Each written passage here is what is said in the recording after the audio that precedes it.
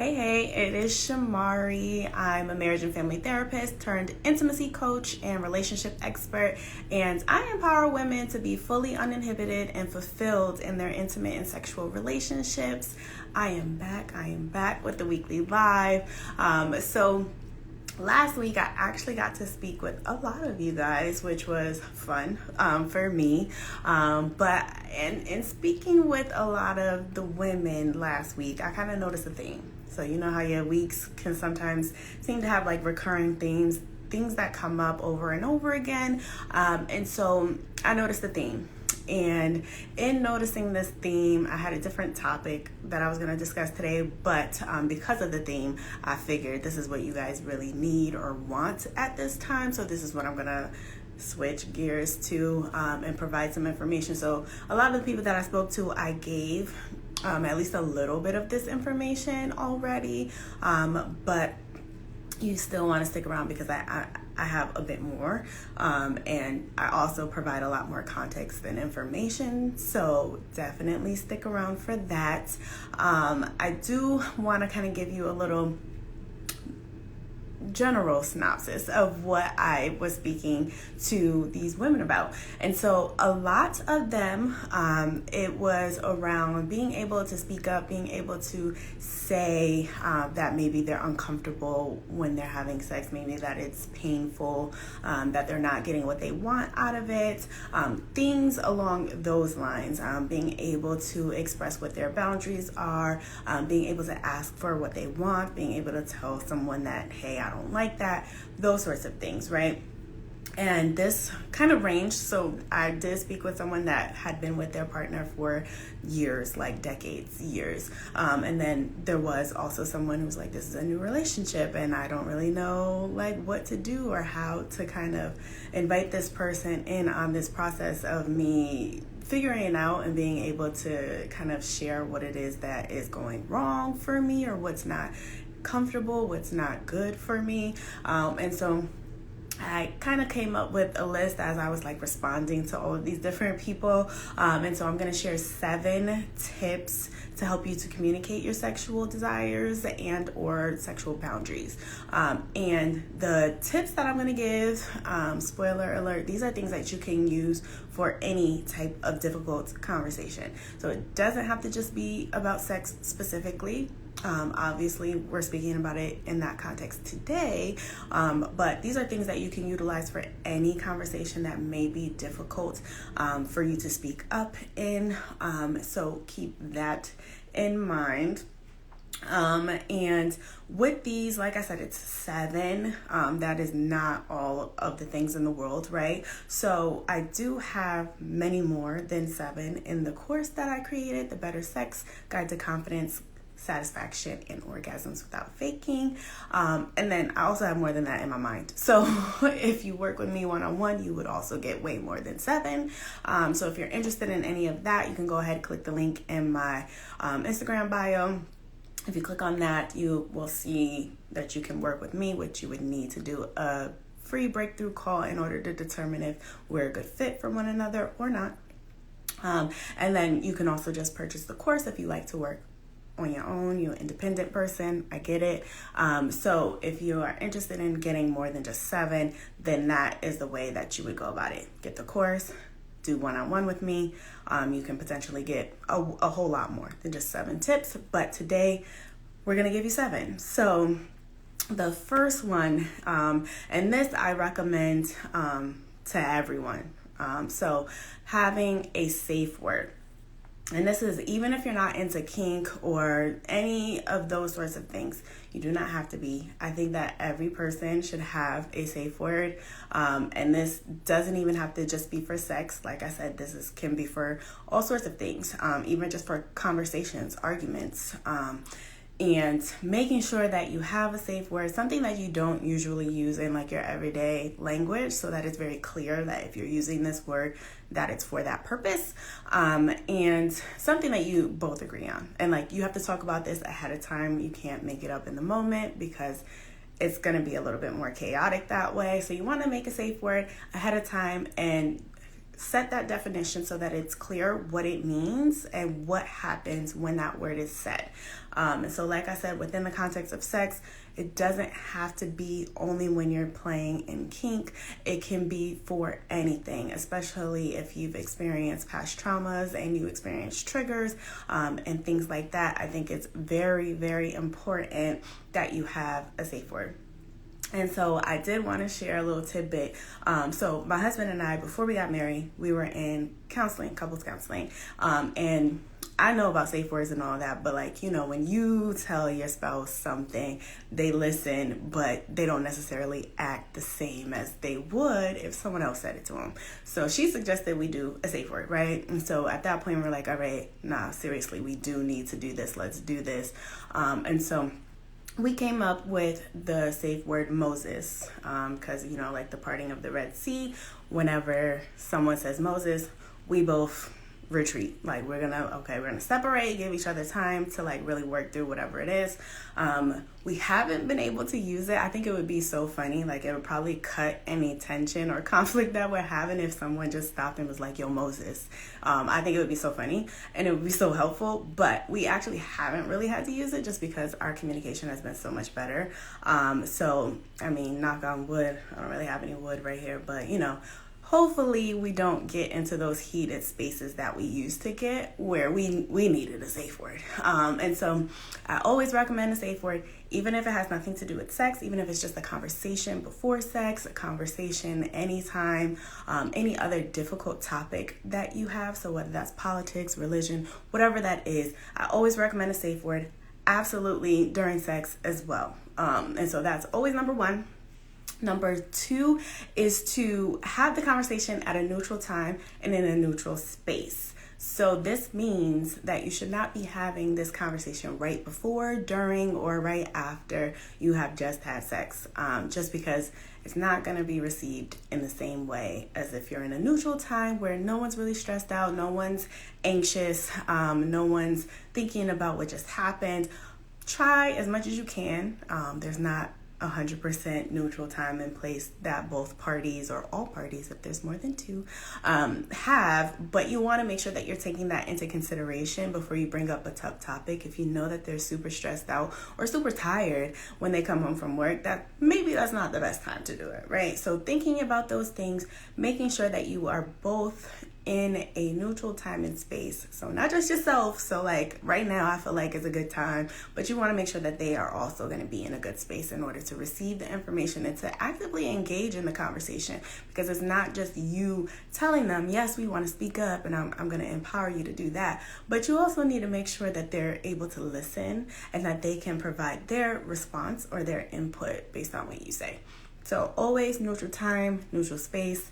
And this way we're talking about what our ideas are, what we want, our desires, what we're interested in, and then also what our boundaries should be. So this conversation typically, like I said, it's not happening during, right before, or right after sex. So it gives you opportunity to consider it before we go ahead and jump into it, right? So we want to make sure we have the conversation where we're both calm, we're both in a good space, we're both very clear on what we want and what we need, and then also just making sure that it's clear before we start doing it, because that just makes you a little bit more likely to get what you want out of it. So neutral time and neutral space is number two. Number three, I statements. So, I mean, if you follow me for a little while, you probably know I've said at least a few of these already, but I statements. Focus on yourself and what it means to you, what you like, why you like it, and all of that sort of things, but using I. So don't be like, you be Russian, you don't do this, you do this, because when you do that, people get defensive. So even if it's true, most people will get defensive. And if I'm defensive, I'm not listening. I'm not intaking what you're saying. I'm not trying to understand it. Now I need to defend myself. So I'm going to prove to you why you're wrong. And that's not a helpful conversation at all. So I statements, avoid that a little bit better. So if I say that I love how you kiss me, and I would love if you would kiss other parts of my body, like that would be exciting for me because that makes me feel close to you. So I statements. So I didn't say, you don't kiss me, you don't do no foreplay, you don't do this, you don't make me excited, right? Instead, I'm saying, like, this is what I like and this is why I like it. And then they can hear it, they can take it in. Most people who care about us and our pleasure, they want us to enjoy it too. They want us to be fully present. They want to listen. So as long as we can say it in a tactful way so that all defenses are down, they're much more likely to respond favorably. So we always want to use those I statements. Hey. And then number 4 is going to be to sandwich requests. So when we are making requests, it is easier for the other person to respond, again, to keep those defenses down if we are able to sandwich those within some other positive reinforcement or some praise of some sort. So I love how you touch my neck when you're into it, and I would love for you to use your lips there. I feel so close to you. That makes me excited. Those sorts of things. So I'm telling you something that you're doing great. I'm telling you something that I want that maybe you're not doing or that I don't get enough of. And then I'm also following it up with something else that I really enjoy with you. So it feels like I'm really excited, and it doesn't feel like I'm like, hey, you need to do this now. So it just makes it sounds a little bit better. It's the same thing, but it sounds nicer. We want to make sure that we're making it as easy as possible for them to understand and to accept what we're saying. So sandwich them in. If there is something that you would like for them to do, telling them something that they're doing great, give them a little praise, a little positive reinforcement. You know, when you out and you dancing and then your friends start hyping you up, you start going a little bit harder. Same concept. And the next one, number 5, you want to use and instead of but. So this is a very subtle thing, but one woman, she was mentioning how her partner, he would get like really excited and start going mad hard, and it would hurt. It would be painful for her, but she was so afraid of saying, hey, maybe don't do it like that. And so using and instead of but is something that may be beneficial for her, so she can express the same thing, but like I said, a little softer. So maybe saying something like, I love how excited you get, but I want you to slow down so I can enjoy it. Versus, I love how excited you get, and I would love for you to slow down so that I can enjoy it, so that I can savor it. It feels a little different. Same exact sentiment, but it feels different. So if I'm saying and, like you always learn, anything after but is what, right? So as soon as they hear the word but, that can also kind of put up a defense. So it's like, you said you love it, so there should be no but, right? So if you can switch it to and, same sentiment, you're still gonna get your point across, but it's softer, and they receive it a little bit better. So switch your buts to and then number 6 is to gently move yourself or your partner into place. So this I know can be really difficult if you're used to taking the back seat. So unless you guys have an arrangement where you are the princess and that's kind of your role, that's the point of it.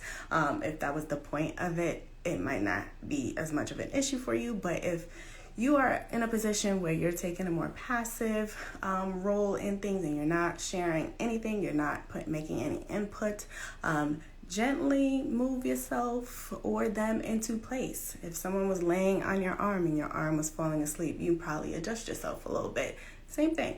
Adjust yourself a little bit, adjust them a little bit, and just taking a more active role or more leadership role.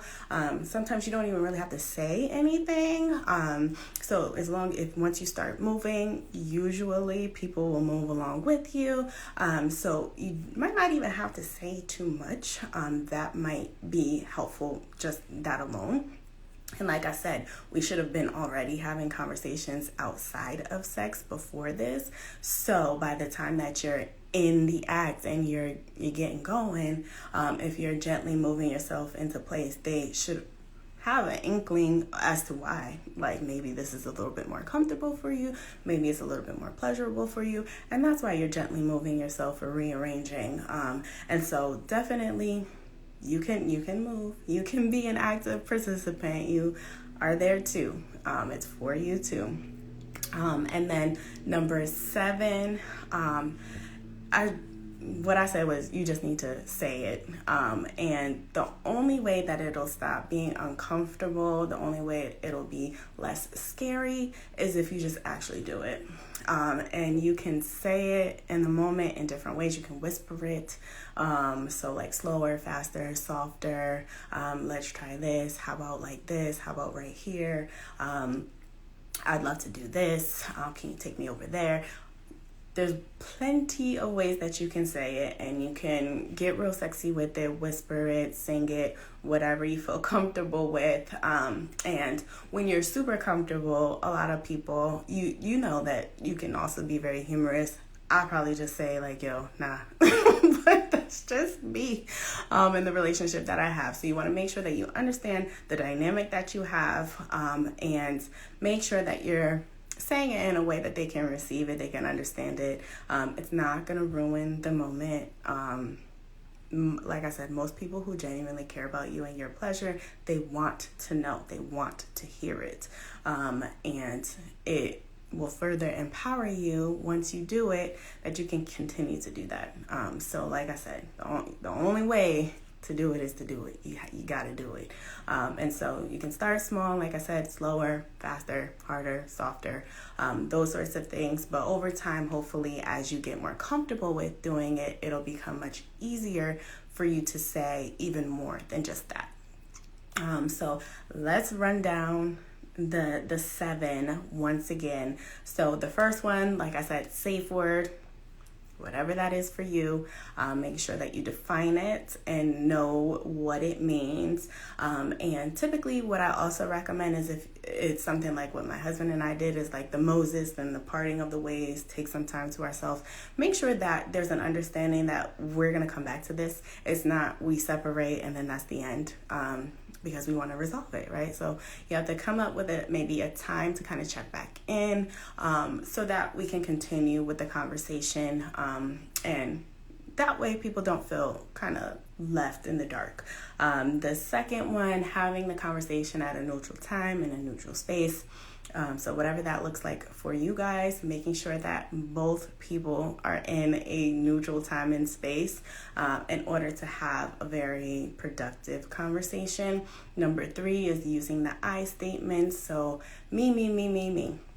Everything is my perspective, right? I can't feel or think for anyone else. So I'm going to go ahead and say this is why. And one thing that I did mention on one of my calls is that context helps so much. So no, when we set our boundaries and we say like, hey, this is what I expect, this is what I'm gonna put up with, and these other things I'm not okay with, we do not have to rationalize that. We do not have to explain that to anyone. We just say what we feel, and they should or hopefully respect it. And if not, then that's what the boundary is for. Whatever the consequence of that is, we can go ahead and enforce that. However, context helps with compassion so much. So the example that I gave, which was kind of just like a quick little one, but if you see a person asking for money on the corner, you can have so many judgments, you can have so many thoughts as to why they're there and whether or not you should be giving them assistance of any sort, right? But if you had context to how this person ended up in a position that they have to stand and ask someone else to give them assistance, we would be much more compassionate. We would be much more understanding. So I can tell you like, hey, I'm not comfortable when you just grab me up like that. That doesn't make me feel comfortable. It doesn't make me feel loved. And I can leave it as that. But if I provide context, like, hey, I have a lot of past trauma. So when you do that, I flash back. I am triggered and now I'm not feeling sexual. I'm not feeling attracted to you. That provides the context that gives the compassion. So like, oh man, I would never want to be the person that's triggering you. I would never want to be the person that's hurting you. And I know what you've been through, right? So now they're going to be a little bit more understanding and much more easily able to put themselves in your position. So context helps so much. We don't have to, but as much as you feel comfortable, I always encourage you to provide at least a little context when you're using those I statements, right? Number 4 is to sandwich your requests. So again, you want to give them some praise, give them some positive reinforcement. I love when you do this. You're so good at this. And I would like for you to try this. Let's try it this way next time. And then follow it up with another praise or positive reinforcement. So it's padded, it's softer. Number 5, I said use and instead of but. Because as soon as but comes up, we feel like it's an objection. It's something that's going to contradict everything you just said. So now I'm not even accepting it. I'm defensive. So anytime you want to say but, say and. So I love how you do this, and I would like for you to also do this, right? So versus I love how you did that, but it was wrong. It contradicts everything that I just said, right? So we want to make sure we're using and softens it. Again, soft. It's okay to say things in a nice way so that people can really understand it and take it in. Number 6, gently moving yourself or your partner into the place. So if they're just a little bit left and they need to move their hand a little bit right, it's okay to kind of move their hand a little bit right, or put your hand down there and show them. So, just moving yourself, becoming a more active participant, taking a more leadership role in order to show them. So maybe you don't have to say it, at least at that time, if that's something that you're still struggling with, but you can move your body, right?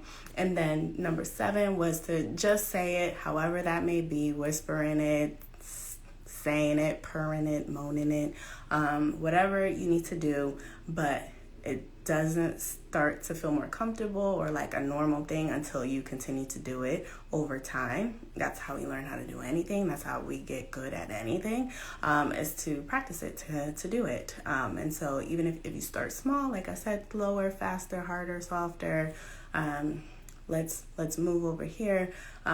That's all fine. And then over time, like I said, the more you do it, the more easy it becomes. And you might find that you start leading the whole thing, saying like, nah, we about to do it like this.